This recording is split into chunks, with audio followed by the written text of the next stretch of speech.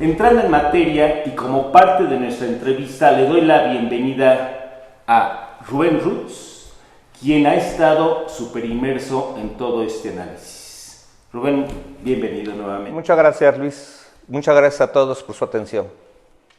Tratando de evaluar y tranquilizar los ánimos, Rubén, y tener los elementos necesarios para poder definir una estrategia en un futuro, nos gustaría empezar por lo más esencial. ¿Cuáles son las fechas de la presentación hasta la publicación del Ejecutivo de esta iniciativa? Ok, bueno, trataré de ser concreto para hacer más ágil esta presentación. Básicamente hay que recordar que el Ejecutivo manda esta iniciativa normalmente en el último cuatrimestre de cada ejercicio, partiendo de la base que va a Cámara de Senadores y a Cámara de Diputados. Inicialmente se mandan dos propuestas, lo que es la Ley de Ingresos de la Federación y la Ley de Egresos de la Federación. Por su parte, la Ley de Ingresos de la Federación pasa a Cámara de Diputados, los cuales llegó este 8 de septiembre pasado y tienen para ello hasta el día 20 de octubre para poder aprobarla. Una vez aprobada por diputados, se envía a Cámara de Senadores, quienes tendrán hasta el día 31 de octubre para poderla aprobar. Esto es Ley de Ingresos de la Federación. Por lo que respecta a la Ley de Egresos, la Cámara de Diputados tiene la facultad propia, nada más ellos, para estudiarla y aprobarla. Y tienen como fecha límite el día 15 de noviembre para aprobarla. Y luego entonces, teniendo y considerando que para esta fecha 15 de noviembre ya están las dos leyes aprobadas, retornan al Ejecutivo, quien tendrá 20 días hábiles para su aprobación y su publicación en el Diario Oficial para su entrada en vigor. Entonces pudiéramos concluir que aproximadamente para el 5 de diciembre debería de estar la reforma. Es correcto. La idea es, la publicación es básica para que entre en vigor, ¿sí? Luego entonces, si consideramos que es el 5 de diciembre y va a surtir sus efectos a partir del 1 de enero, ya estaría totalmente lista. Ok, pues realmente tenemos 25 días para la implementación de cada una de las modificaciones a estas leyes para efectos de estar listos el 1 de enero en el proceso de implementación. Es correcto. Muy bien, entonces esperemos estas próximas semanas cómo se maneja y qué modificaciones pudieran estarse dando a esta iniciativa. En general, Rubén, los motivos de esta reforma son varios. ¿Tú cuál crees que sea realmente el fondo que está persiguiendo esta iniciativa a través del Ejecutivo para efectos de emitir esta reforma? Claro, déjame comento rápidamente que cada iniciativa de ley, cada propuesta que se hace, conlleva una necesidad que ve el Ejecutivo o las cámaras inclusive con respecto a toda nuestra población, ¿sí? A quienes gobiernan. En esta ocasión veo tres puntos primordiales que ha sido la política de este gobierno. Es la primera, el no incremento de impuestos ni creación de nuevos impuestos. La segunda es facilitar el cálculo y el pago de los impuestos para tener más ingresos a través de los mismos, porque ha sido muy complicado su cálculo y por ende su pago. Y como tercero, derivado de esto mismo, el fortalecer todas las herramientas que tienen las instituciones tributarias para poderse allegar, facilitándole al contribuyente las formas de cálculo. Ese es el espíritu básico de esta propuesta. Pues yo creo que tiene mucho sentido estos esquemas de base para estas reformas, y consideramos que esto puede ser potencialmente eficiente y un gran resultado para efecto del SAT en una pronta y oportuna recuperación de los impuestos. Es También correcto. vemos, Rubén, un esquema muy abultado de reformas. Hay unas importantes, unas de menos relevancia, sin embargo, se ven 50, 60 hojas de esta iniciativa. En resumen, ¿tienes algún dato de cómo se distribuyen estas modificaciones propuestas? Claro que sí, mira, parece mucho. La realidad es que hay que recordar que aunque cambie una frase o una palabra, implica una modificación. Si por azares del destino se deroga alguna ley que tiene correlacionado algún otro artículo, inclusive leyes, esto es un efecto dominó y entonces hay que modificar todo aquello que hablaba sobre la misma reforma. Okay. Pero siendo concretos, son aproximadamente 200 modificaciones, básicamente en 3 leyes principales, que sería Código Fiscal, Ley del Impuesto sobre la Renta y lo que es IVA. El Código Fiscal participa aproximadamente con 103 modificaciones, ISR con 80 modificaciones, IVA con 8 modificaciones y algunas otras disposiciones tanto de la Ley de Impuestos Especiales y lo que es muy importante que denotemos son las disposiciones transitorias. Es un tema también importante, ya que los transitorios son una parte importante de esta iniciativa que tendríamos que tener gran atención en cada uno de esos puntos. Y aquí el tema del Código Fiscal, que es al que más potencialmente pudiéramos temerle, vamos a llamarle de alguna forma, ya que regula una serie de cuestiones de obligación y penalizaciones. Del Código Fiscal, ¿qué es lo que tú consideras que es lo más relevante? Los puntos que llaman la atención. Ok, déjame te comento que hay 3 puntos principales en el Código Fiscal y que son de poner atención. Pueden ser muchos cambios más, pero son, como decía, un efecto dominó para estar adecuando las disposiciones que se tienen vigentes. Lo que sí nos llama la atención primeramente es la facultad a través de esta iniciativa que se le pretende dar al SAT para negar la firma electrónica y los sellos digitales a aquellas empresas cuyos socios o accionistas estén listados en el famoso artículo 69b. Y va un poquito más allá. Si dichos socios son parte de otra persona moral que esté enlistada conforme al 69b, repercutirá en cancelar el sello o la firma de la empresa B donde participa dicho socio. Entonces hay que tener mucho cuidado. Resumiendo, pudiéramos decir que cualquier persona física que sea accionista debe estar perfectamente en orden, ya que pone en riesgo la estabilidad de su empresa, de cualquiera de las empresas donde sea socio. Es correcto. Muy bien. El segundo punto principal es que esta reforma trata asimismo de facilitar la recaudación y de incrementar la base de contribuyentes. Y para ello, un punto importante que nos pareció fue el que a partir de la mayoría de edad tenemos la obligación de inscribirnos para el Registro Federal de Contribuyentes. Ok, bueno, aquí es importante, esto quiere decir que cualquier ciudadano deberá, o al cumplir los 18 años, inmediatamente, como parte de su proceso ciudadano, es inscribirse en el RFC. Es correcto, independientemente de que no estén trabajando, ¿sí? Aquí lo que se busca es tenerlo ya en la base de datos, se acomodarán o se adecuarán los sistemas para dar el registro sin especificar aún la actividad a la cual se va a dedicar. Pero bueno, ya lo tendremos o los tendrán en la base de datos, ¿verdad? Susceptibles a posteriormente encauzarlos al pago de los impuestos.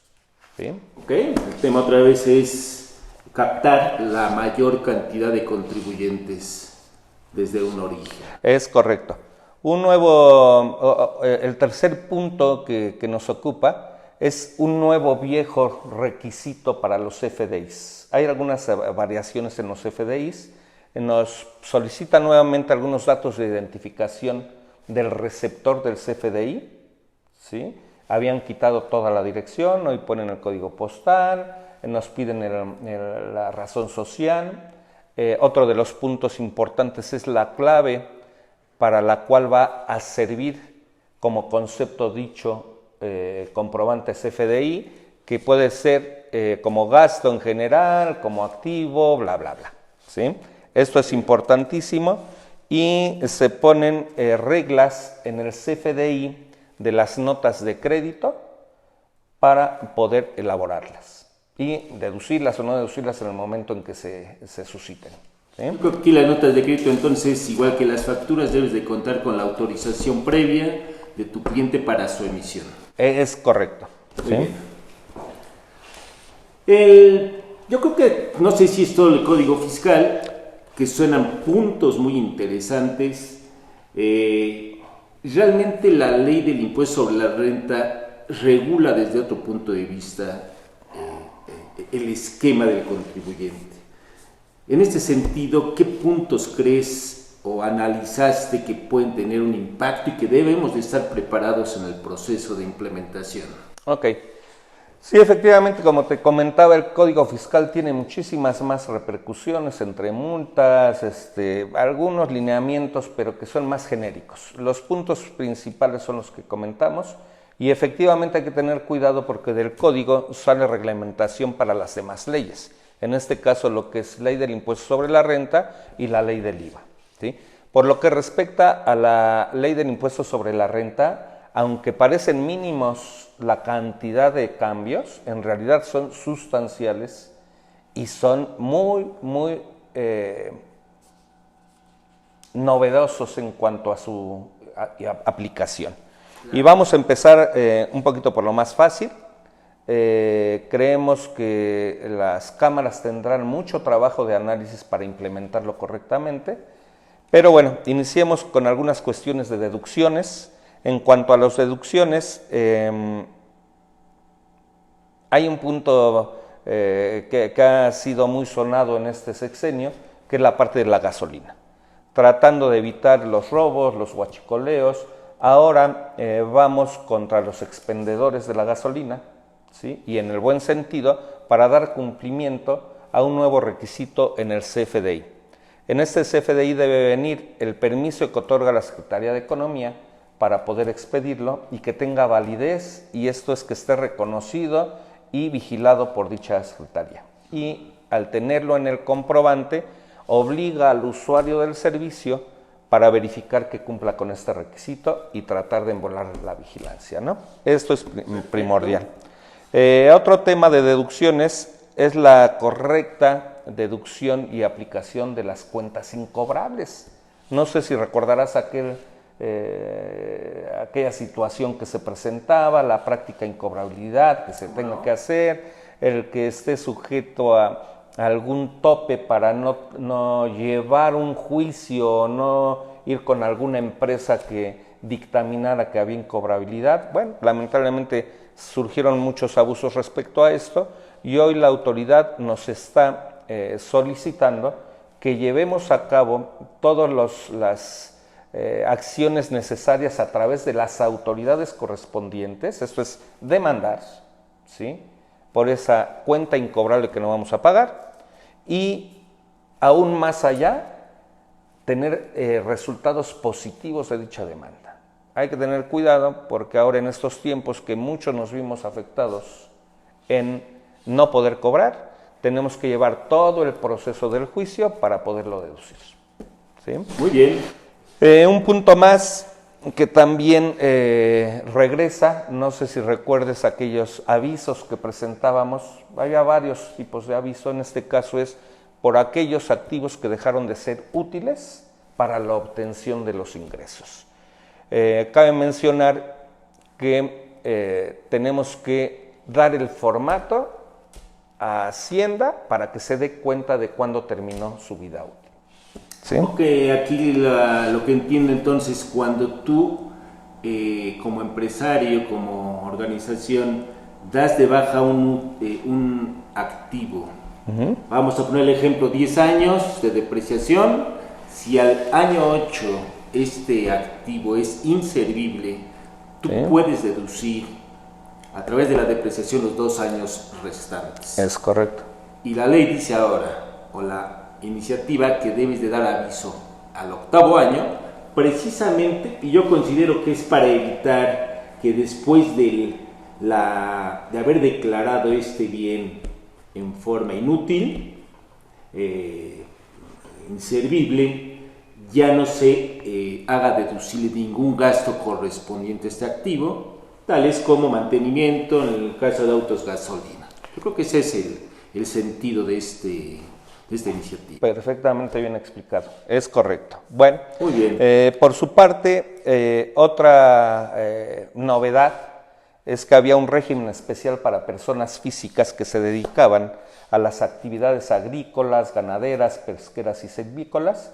Dicho régimen se elimina y tendrán que mutar a un nuevo régimen, que es el régimen de confianza, que un poquito más adelante comentaremos. Perfecto. Es un proceso de... Otra novedad es que regresan los dictámenes obligatorios para cierto tipo de empresas, ¿sí? Sobre todo aquellas que tuvieron ingresos iguales o superiores a 876 millones de pesos y fracción, y a su vez también aquellas que están con acciones o colocadas entre el gran público inversionista, ¿sí? También deberían de dictaminarse, ¿sí?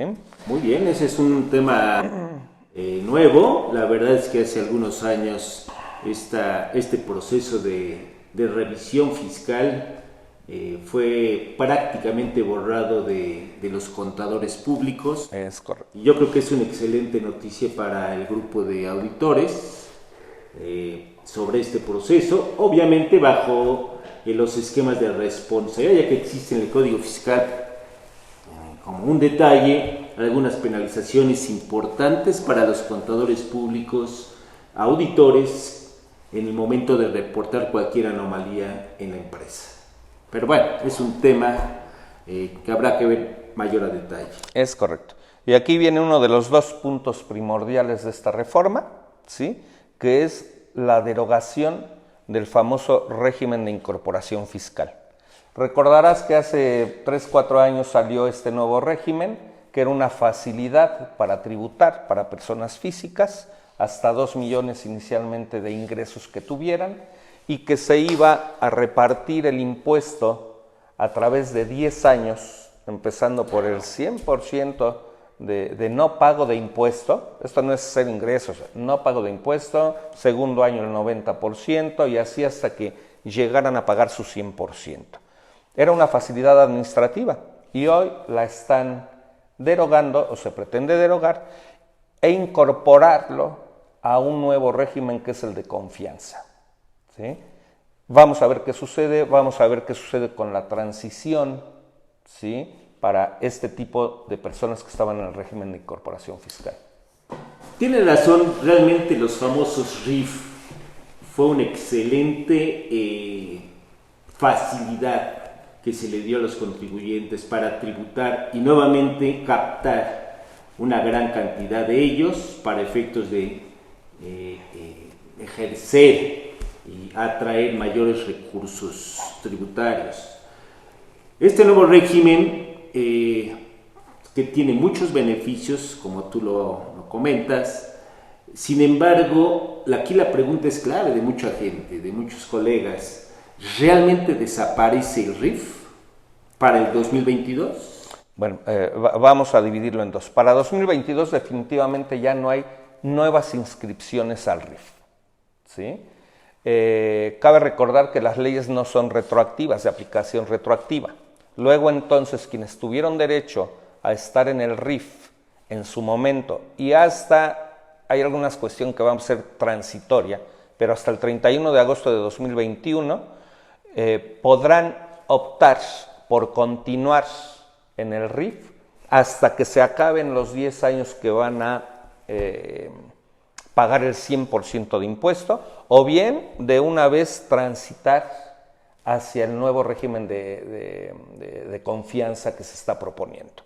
Eso es, 2022 ya no hay nuevas inscripciones y los que lo tenían pueden optar por terminarlo o por modificarlo al nuevo de confianza. Yo creo que esta decisión va a estar realmente basada en los análisis específicamente de cada empresa, ya que dependerá mucho de su esquema actual a través del RIF, sobre la acumulación de los ingresos y el pago del impuesto, y la proyección de este 90, 80, 70, 60% del impuesto, ahora comparado con las nuevas tasas efectivas que está comandando el nuevo régimen de confianza. Es correcto. Entonces aquí es muy importante esa evaluación empresarial por parte de su grupo de contadores para efectos de determinar, ¿me quedo en RIF o hago la transición al nuevo régimen? Es correcto. Y bueno, aquí el quinto punto, que es el punto estrella de esta iniciativa, es la creación precisamente del régimen de confianza y en dos modalidades, tanto para personas físicas como para personas morales. Me gustaría comentar que vamos a hacer programas especiales sobre estos dos puntos porque son muy amplios, tienen una repercusión importante en la vida tanto de personas físicas como de morales que puedan adherirse a este nuevo régimen, y realmente necesitamos estar conscientes de lo que va a dictaminar las autoridades finalmente para poder empezar a aplicarlo o pensar en armar las estrategias correspondientes. Okay. ¿Sí? Básicamente, para personas físicas estamos hablando que es la mecánica de cálculo que se aplicará para determinar el impuesto, es como un tipo tasa directa sobre ingresos facturados y cobrados. Aquí no hay, para la determinación del impuesto, deducciones. Ojo, estamos hablando de impuestos sobre la renta. Lo que facturo, ingreso y cobro, le aplico directamente la tasa, que puede ser del 1, 1,5 hasta el 2%, directo, y eso lo pago provisionalmente. Habrá una declaración anual, que estamos por ver cómo va a suscitarse, y se acabó. Esto para personas físicas. Para personas morales, una novedad en el cálculo, en la mecánica de cálculo del impuesto sobre la renta, es hacer un tipo flujo de efectivo. Ya no vamos a utilizar la parte del coeficiente de utilidad, que se supeditaba a la utilidad del ejercicio anterior, sino iba a ser directo sobre ingresos, que son ventas, menos gastos y costos, que son egresos, y el diferencial positivo se le aplicará la tasa y se realizará el pago provisional. Juanpa, esto entonces significa que para personas físicas se aplicará directamente a lo cobrado a través del flujo la tasa efectiva. Es correcto.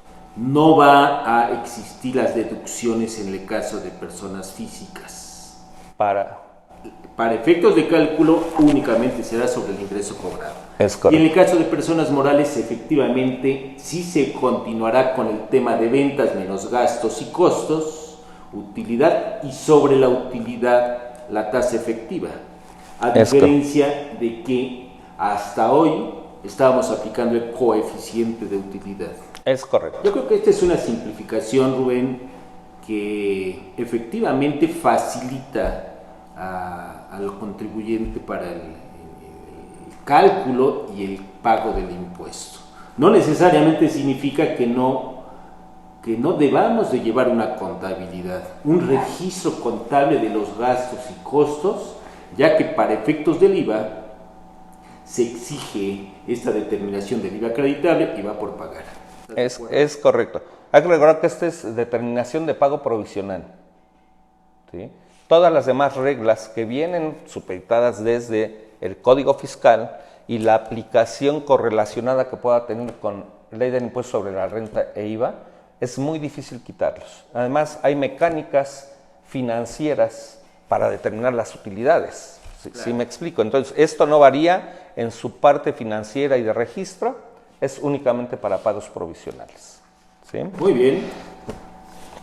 Yo creo que el tema, y se los ofrecemos a ustedes, y va a ser un esquema de análisis independiente y específico para el nuevo régimen de confianza. Para ello pondremos en estos días un video muy específico con las bondades, que por cierto son muchas para efectos de la simplificación, pero también algunos tips, algunas reglas que necesitamos considerar y tomar en cuenta para efectos de tomar la mejor decisión sobre migrar a este nuevo régimen o quedarte como REF.